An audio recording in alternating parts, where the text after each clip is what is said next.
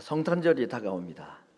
성탄절, 크리스마스가 다가오면 우리는 이 성탄절에 대한 하나님의 말씀을 좀 묵상을 하게 되는데, 오늘은 이사야 40장에 가장 대표적인 구약 성경에 나타나 있는 성탄절 메시지, 예수님의 탄생 이야기를 본문으로 택하였습니다. 이사야라는 이 성경은 66장으로 되어 있는 큰 성경입니다. 그 중에서 1장부터 39장은 이스라엘의 멸망에 대한 예언이 가득 차 있고, 40장부터는 이스라엘의 회복에 관한 말씀이 또 계속 연속적으로 나오는 구조로 되어 있습니다. 오늘 읽었던 본문은 그 39장이 끝난 40장이 시작되는, 다시 말하면 멸망 예언과 다음에 이어지는 이스라엘의 구원과 회복에 관한 말씀의 첫 장이고 첫 구절의 말씀입니다. 특별히 오늘 40장 말씀이 회복에 대한 말씀이지만, 이 말씀을 이사야가 하나님께서 언제 이사야를 통해서 말씀하셨는가 하는 것을 먼저 살펴보면, 이사야서 1장 1절에 보면 몇몇 왕들의 이름이 나오는데, 우시야라는 왕으로부터 히스기야 왕까지 이사야가 이 예언 말씀을 했다라고 기록이 되어 있습니다. 제가 연대를 기록을 했는데, 우시야라는 왕은 BC 570년경의 왕입니다. 그리고 히스기야가 활동했던 이제 그때의 마지막에 자기가 만난 왕은 히스기야라는 왕이지요. 695년까지 히스기야가 왕의 직무를 감당을 했는데, 오늘 이 중간에 두 역사 인물 가운데 BC 722년이라는 중요한 한 연도가 나타납니다. 그건 뭐냐면, 이스라엘이 남과 북으로 나눠지고 난 다음에 북이스라엘이 먼저 멸망을 하는데, 북이스라엘이 멸망한 연도가 BC 722년입니다. 왜 제가 연도를 말씀드리냐 하면, 지금 이사야가 하나님의 말씀을 전하고 이스라엘의 멸망에 관한 말씀을 하면서 북이스라엘이 멸망하기 전 약 한 28년 전부터 북이스라엘이 망한다는 예언을 계속했다는 겁니다. 28년 동안에 북이스라엘을 망한다 예언을 했는데, 실제로 28년이 지났더니 722년에 북이스라엘이 정말 멸망을 하였습니다. 문제는 그 다음 이야기인데, 그렇게 북이스라엘이 멸망하는 모습을 보고 이사야는 남유다에게 계속해서 동일한 예언합니다. 너희도 하나님 앞에 바르게 살지 않으면 너희 언니처럼, 북이스라엘을 언니라고 말합니다. 형이라고 되어 있지만 사실은 자매니까, 너희 언니 나라인 이 북이스라엘이 망한 것을 눈으로 보지 않았느냐, 너희도 망한다.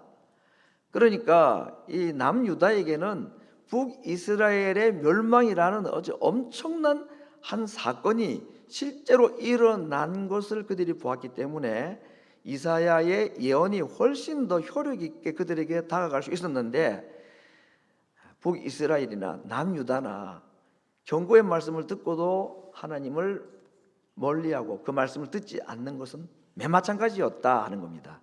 그래서 이사야가 활동하고 난 이후에 이 말씀을 한 200년 정도 뒤에 BC 586년경에 남유다도 이 예언에 맞추어서 멸망하는 이야기가 이스라엘의 역사 이야기입니다.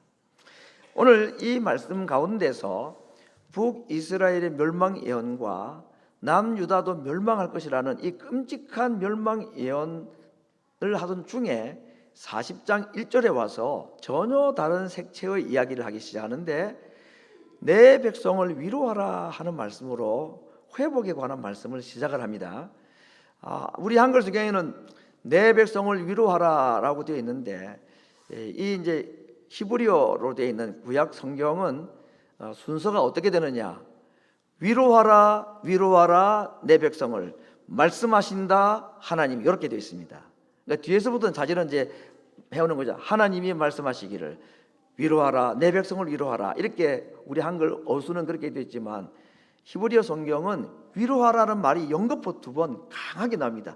위로하라, 위로하라 내 백성을, 말씀하신다 여호와께서, 이렇게 기록되어 있습니다.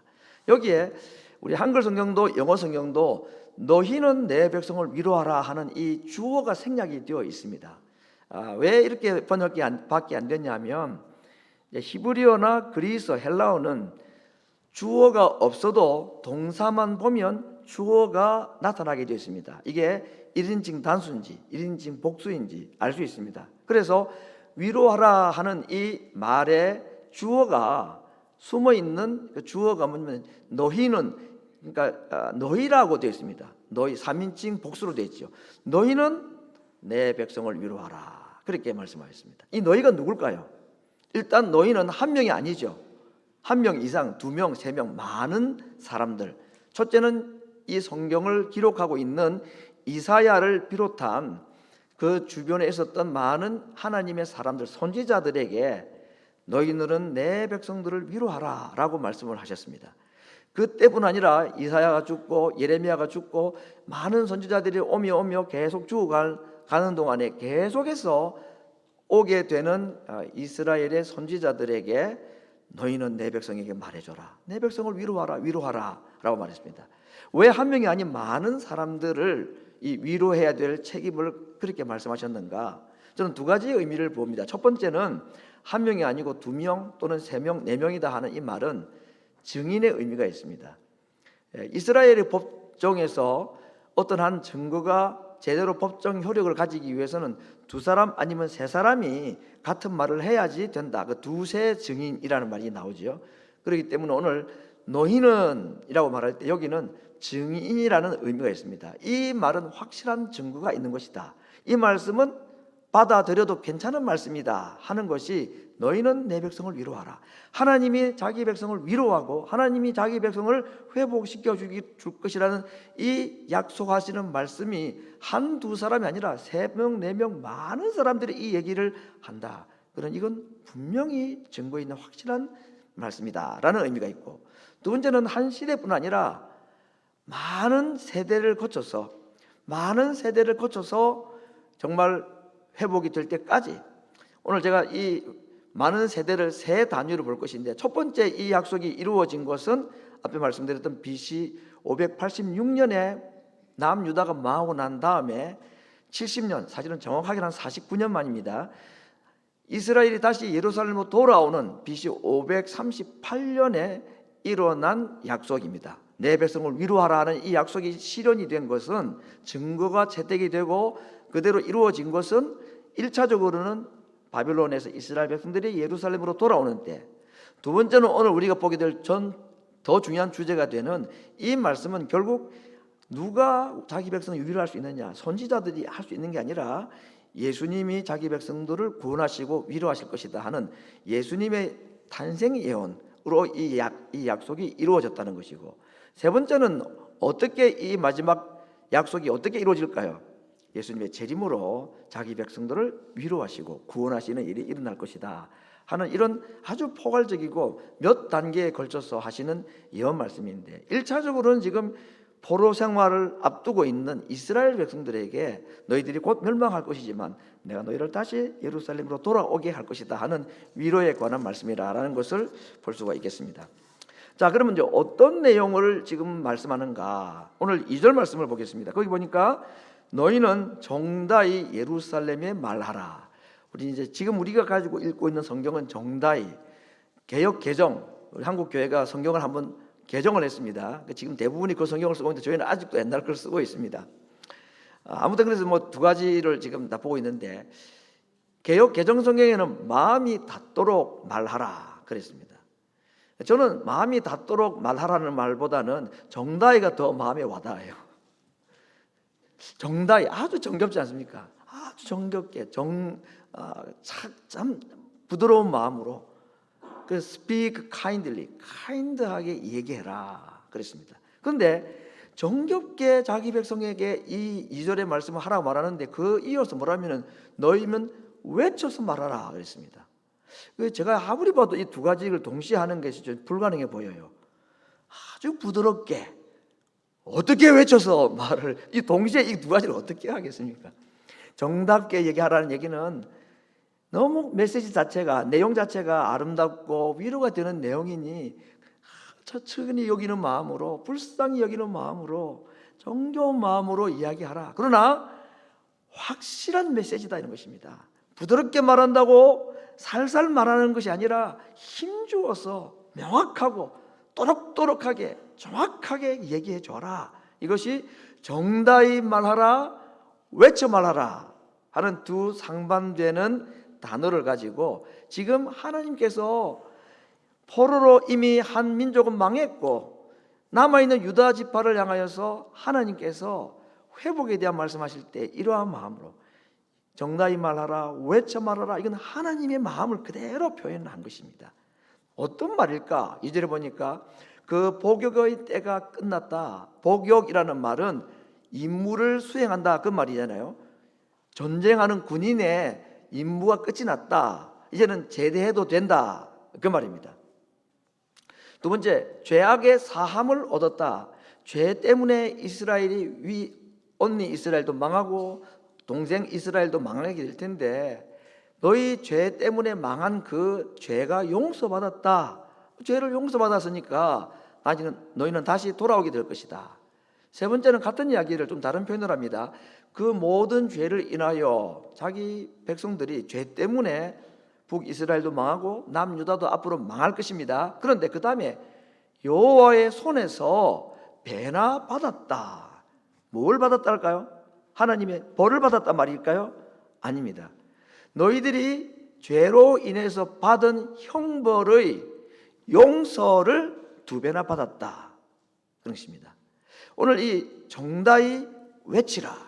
너희들이 받은 그 형벌을 내가 2배로 은혜로 회복으로 자유로 다시 돌려주겠다 하는 이 말 속에 서로 모순되어 보이는 이 단어들을 섞어가면서 하나님께서 자기 백성들 범죄하여 멸망하고 포로로 잡혀가고 앞으로 잡혀가게 될 자기 백성들을 향하여 가지고 계신 하나님의 그 지극한 사랑의 마음, 간절한 애절한 마음이 오늘 이런 동사에 또 사용되는 단어 속에 너무 강하게 잘 나타나 있는 것을 우리가 함께 읽게 됩니다. 그래서 오늘 제가 이 이스라엘의 멸망 이야기와 그들의 회복 이야기를 동시에 지금 말씀을 하면서 제가 고난이라는 또는 고통이라는 주제에 대해서 이 한마디로 한번 정리를 해보았습니다.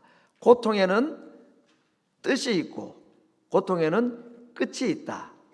이거 제가 이제 영문으로 항상 PPT를 만드는데 영어로 하니까 재미가 없어요. 이거야. 말이 탁탁 이 라임이 맞아야 되는데 고통에는 끝이 있고 고통에는 뜻이 있고 고통에는 끝이 있다. 한번 해볼까요? 제가 한번 고통에는 하면 여러분 뒤에 거 따라 하시면 되겠습니다. 고통에는 끝이 있습니다. 고통은 이유가 있습니다. 그러나 그 이유는 고통이 끝이 있다는 걸 말합니다. 이스라엘의 고통 이유가 있습니다. 하나님의 뜻이 있습니다.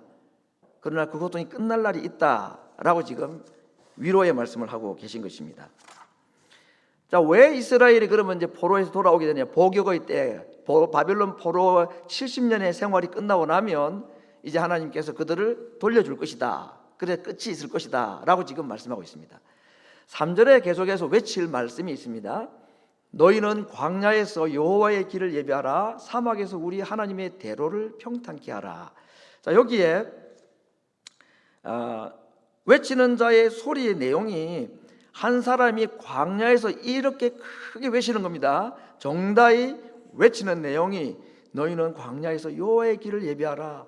사막에서 너희 하나님의 대로를 평탄케 하라.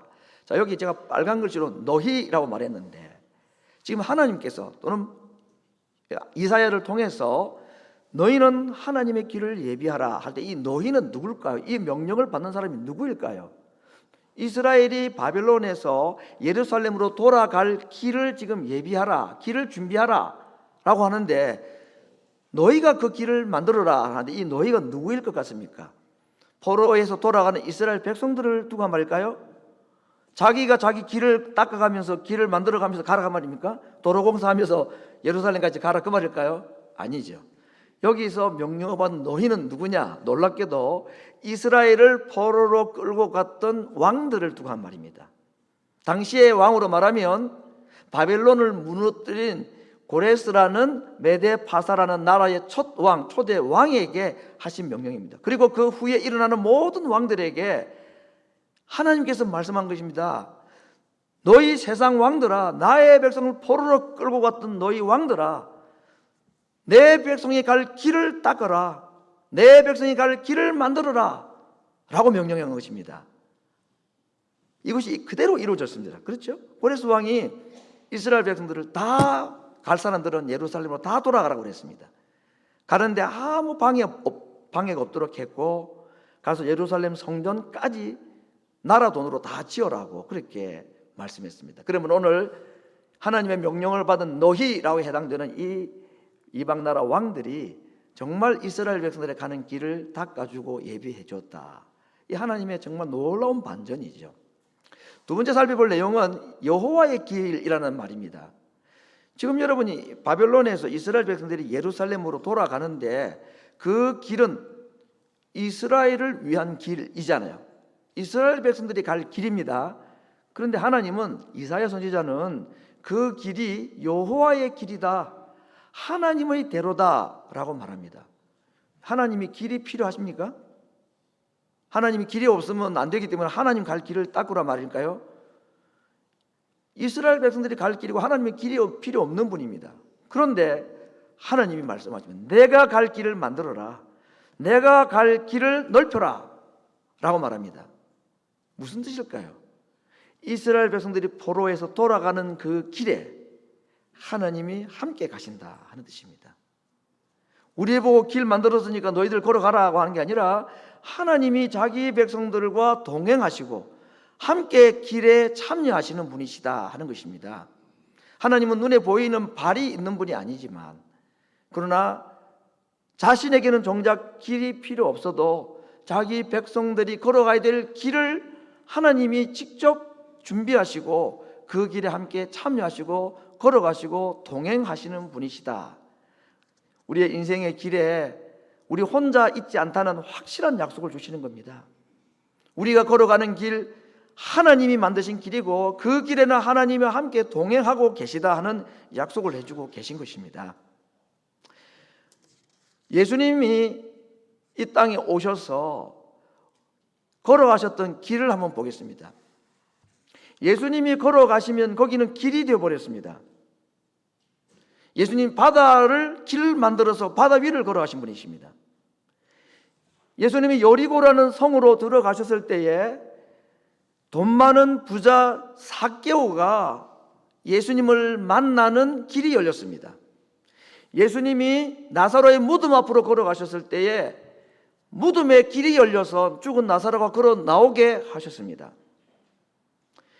예수님이 걸어가시는 모든 장소의 모든 길에는 죽은 자가 살아나고 병든 자가 고침을 받고 고통당하는 자들에게 하나님의 새로운 소망을 주시기도 하고 절망 가운데 있는 자들에게 소망을 열어주신 주님이 걸어가신 모든 길마다 이러한 생명의 역사와 회복의 역사가 일어났던 것을 성경은 우리에게 말씀해 주고 있습니다.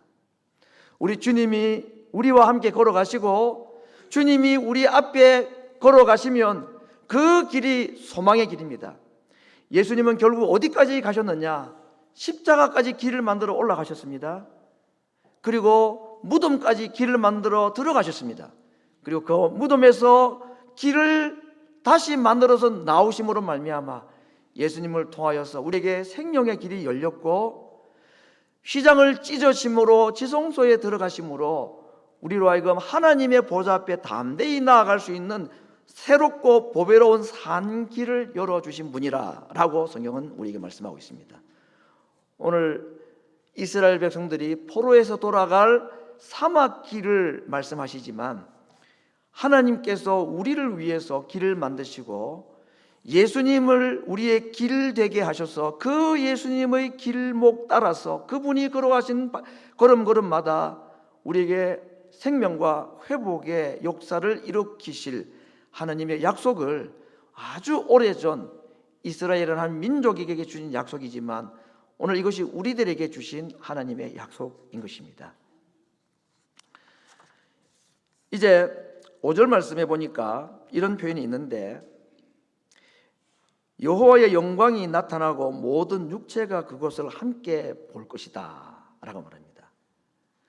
자, 하나님께서 준비해 놓으신 그 길을 걸어가면, 다시 말하면 바벨론에서 포로에서 예루살렘으로 가면 거기 가서 무엇을 본다고 그랬죠? 하나님의 영광을 보게 된다고 했습니다. 보통 이제 이스라엘 백성들에게 하나님의 영광이라고 하면 성전을 주로 말하죠. 그 성전 안에 있는 그 하나님의 영광이 가득 차 있는 모습으로 자주자주 묘사가 되어 있습니다. 그러나 지금 이스라엘 백성들이 포로에서 예루살렘에 돌아가면 아직 성전은 없습니다. 무너진 상태에 있죠. 그런데 어떻게 하나님의 영광을 어떻게 본단 말인가? 아, 그렇구나. 성전을 다시 짓게 해주신다는 말이겠구나. 맞습니다. 나중에 시간이 걸렸지만 예루살렘 성전을 다시 짓기는 했죠. 그러나 오늘 예루살렘으로 돌아온 자들에게 하나님께서 하나님의 영광을 보여주겠다는데 그 대상이 누구까지 확장되냐면 모든 육체가 그 영광을 본다라고 말했습니다. 1차적으로는 예루살렘 성전을 말하는 것이기도 하겠지만 하나님의 영광이라는 말은 다르게 말하면 하나님이라는 말로 대체할 수 있습니다. 자, 그러므로 오늘 하나님의 영광이 나타날 것이다. 이 말은 누가 나타난다는 말이죠? 하나님이 나타날 것이다. 하나님이 눈에 보이도록 나타날 것이다. 그리고 눈에 보이는 그 하나님을 이스라엘 백성들만 보는 것이 아니라 모든 육체가 볼 날이 올 것이다. 여기서 말하는 모든이라는 말이 들어가면 이스라엘 백성들의 범주를 넘어선 이방인까지 열방, 그런 뜻이 있죠. 그러니 이제 이스라엘 백성이 예루살렘으로 돌아가면 하나님의 영광을 보고 모든 육체 이방인들조차도 하나님의 나타나심을 보게 된다는 이 말은 BC 538년에 예루살렘으로 돌아온 이야기가 전부가 아니다. 더 조금 더 멀리 가면 AD 1년이라고 합시다. 정확한 연도는 모르지만 누가 이 땅에 오시는 것을 말씀하신 걸까요? 하나님이 사람이 되어 오시는 것. 그래서 사람들이 육체의 눈으로 하나님을 볼 수 있도록 해주겠다 하는 약속의 말씀인 것입니다. 그리고 이 약속은 그대로 이루어졌습니다. 바빌론에서 예루살렘으로 돌아온 것도 이루어진 일이지만 여호와의 영광, 하나님이 사람의 눈에 보이고 모든 육체가 이방인들까지도 하나님을 보는 일이 실제로 일어났습니다. 이방인들 가운데 육체를 가지고 오신 하나님을 가장 먼저 본 사람이 누구일까요? 동방의 박사들입니다. 그러면 오늘 5절에 있는 이 약속의 말씀은 동방에서 별을 보고 찾아왔던 그들에게 하나님께서 아들의 육체를 통하여서 하나님의 영광 또는 하나님을 보여주신 사건이, 약속이 실제로 성취가 된 사건이다 라고 말할 수가 있는 것입니다. 자, 그러면 이제 제가 세 가지 시점을 말했죠. 이 약속이 이루어지는 것이, 첫 번째는 BC 538년, 이 연도는 잊어버리셔도 됩니다. 그런데 좀 정확하게 말씀드리기 위해서 하는 것이니까, 아무튼 예루살렘으로 다시 포로에서 이스라엘 백성 돌아올 때에 이 약속이 이루어졌습니다. 두 번째 약속은 언제 이루어졌다 그랬죠? 예수님의 육체적 탄생을 통해서 모든 육체가 하나님의 영광 또는 하나님을 보는 이 약속이 두 번째로 이루어졌습니다. 자, 이건 그럼 우리하고는 무슨 상관이 있을까요? 이미 우리에게서부터 이것이 2000년이나 지난 과거 사건이 되었다면 우리에게는 별로 의미가 없지 않는가? 아니죠. 아직도 남아 있습니다. 모든 육체가 하나님의 영광을 볼 것이다. 모든 육체가 하나님을 볼 것이다는 이 약속은 이미 두 번에 걸쳐서 이루어진 과거 사건이기도 하지만 동시에 우리에게도 여전히 앞으로 일어나게 될 미래의 약속이기도 한 것입니다. 무슨 사건일까요? 재림 사건이죠. 그때 우리는 다시 육체로 계신 하나님, 예수님을 또 보게 될 것입니다. 모든 육체가, 지옥 갈 백성들조차도 육체로 오실 예수님을 다시 보게 될 것이다 하는 약속인 것입니다. 어떤 사람에게는 기쁨의 소식이고 어떤 사람에게는 두려움의 선언이기도 하겠지요. 오늘 하나님께서는 자기 백성 이스라엘에게 선지자들을 통해서는 위로하라, 내 백성을 위로하라 하는 말씀을 계속하고 계십니다. 그리고 세상의 왕들을 향하여서는 뭐라고 명령하십니까? 길을 만들어라, 내 백성을 위한 길을 만들어라. 이 하나님의 두 위대한 음성, 선지자들을 통하여 자기 백성들에게 하시는 말씀, 위로하라, 내 백성을 위로하라, 위로하라, 위로하라, 내 백성을 계속해서 위로하라는 말씀. 그리고 자기 백성들을 억압하였던 이 세상의 왕들을 향하여는 뭐라고 명령하십니까? 너희는 내 백성이 갈 길을 예비하라. 아니, 내가 갈 길을 예비하라. 내가 갈 길을 만들어라. 혹시라도 공사가 너무 어렵고 힘들어서 골짜기가 너무 깊고 산이 너무 높아서 길을 못 만들면 내가 골짜기를 메우고 내가 산을 깎아내려서 평탄한 길을 만들 것이다 라고 말씀했습니다. 이 길을 통해서 이스라엘 백성들이 예루살렘으로 돌아갔지만 오늘 말씀하시는 이 길은 장차 누가 오실 길일까요? 예수님이 오실 길입니다. 내 길을 예비하라. 예수님이 오실 길을 예비하라. 그 말씀이죠. 예수님이 탄생하기까지 수많은 장애물들이 있어 왔습니다. 높은 산, 깊은 골, 거친 골짜기, 인간의 방해, 사탄의 방해들이 예수님의 탄생을 저지하려 했던 이 장애가 되는 많은 길들이 있어 왔는데 그 하나님이 전부 깨끗하고 평탄하게 만들어서 결국 예수님이 오시고야 말았습니다. 기쁘다 구주 오셨네. 그리고 이제 그 주님이 다시 오실 그 길도 세상의 왕들에게 명령합니다. 다시 오실 예수 그리스도의 길을 너희들이 닦아야 된다. 너희들은 절대 방해할 수가 없다. 내가 그 길을 반드시 만들겠다. 여러분, 예수님이 처음 오시는 길도 하나님이 열어놓으셨습니다. 아무리 세상이 하나님을 반대하고 사람들이 아무리 하나님을 반대한다 할지라도 다시 오실 예수님의 길을 막을 사람은 아무도 없습니다. 하나님이 열어놓으셨던 그 길을 타고 처음 이 땅에 오신 예수님, 하나님께서 만들어 놓으신 그 길을 통해서 다시 틀림없이 실수 없이 실패 없이 반드시 다시 오실 것입니다. 오늘 이 약속을 우리에게 하고 있는 것입니다. 과거 이스라엘 백성들에게만 하신 말씀이 아니라 우리들에게도 오늘 길을 내가 닦겠다라고 약속하고 계신 것입니다. 오늘 1절에서만 보면 바로 다음에 6절 8절에 보면 또 하나의 외치는 말씀이 나오는데 뭐라고 외치라고 말하느냐? 말하는 자의 소리여 가로되 외치라. 대답하되 내가 무엇이라 외치리이까?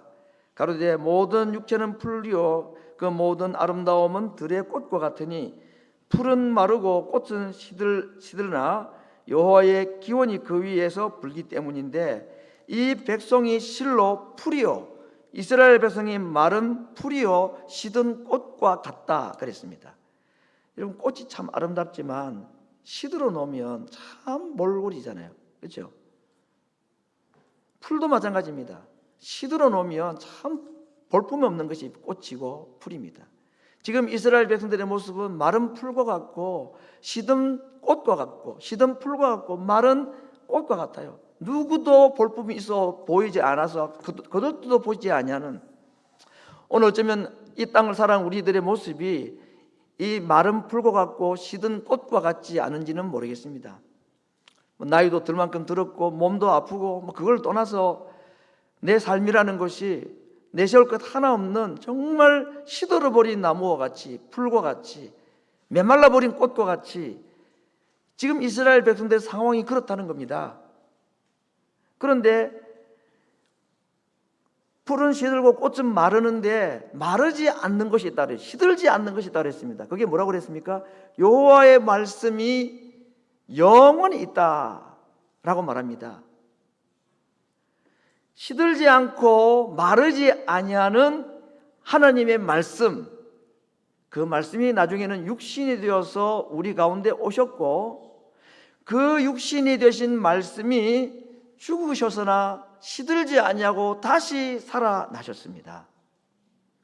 오늘 우리 주님께서 시들지 아니하는 나무와 같이, 시들지 아니하는 꽃과 같이 우리에게 오셔서 죽으시고 다시 부활하여서 영원히 시들지 아니하는 말씀이 되어서 우리와 함께 계시고 우리에게 오늘도 계속해서 그 말씀을 하고 계신 겁니다.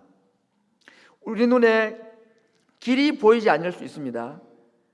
그때마다 우리 주님께서 친히 길이 되셔서 우리에게 말씀으로 가야 될 길을 알려주시는 겁니다. 성도 여러분, 주님께서 우리에게 만들어 놓으신 길은 혹시 우리 눈에 안 보일 수 있습니다.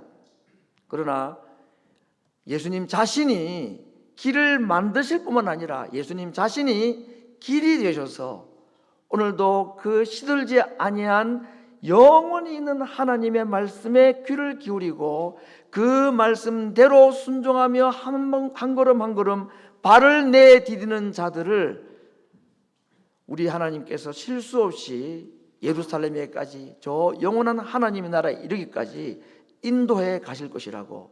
무엇으로요? 말씀으로. 시들지 않냐는 말씀으로 오늘도 우리를 인도해 가실 것이라고 약속하고 있습니다. 이미 이스라엘은 바빌론에서 포로에 돌아 예루살렘으로 간 지 수천 년이 지났습니다. 육체로 오실 예수님의 탄생 이야기도 우리에게 2000년이나 지난 과거 이야기입니다. 그러나 여전히 우리는 오늘도 광야와 같은 삶을 살아가고 이 땅에 포로와 같은 삶을 살아가는 우리 인생들에게 오늘 이사야를 통해서 우리에게 동일한 약속의 말씀을 하십니다.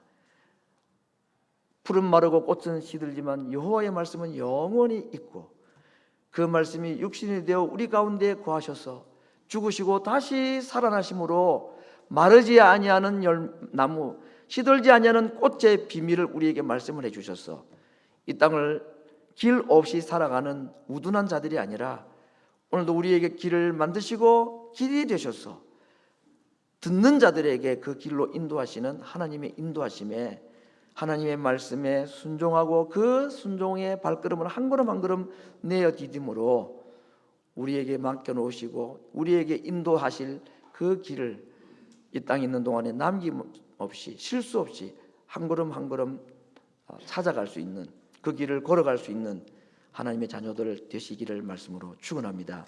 같이 한번 기도하겠습니다.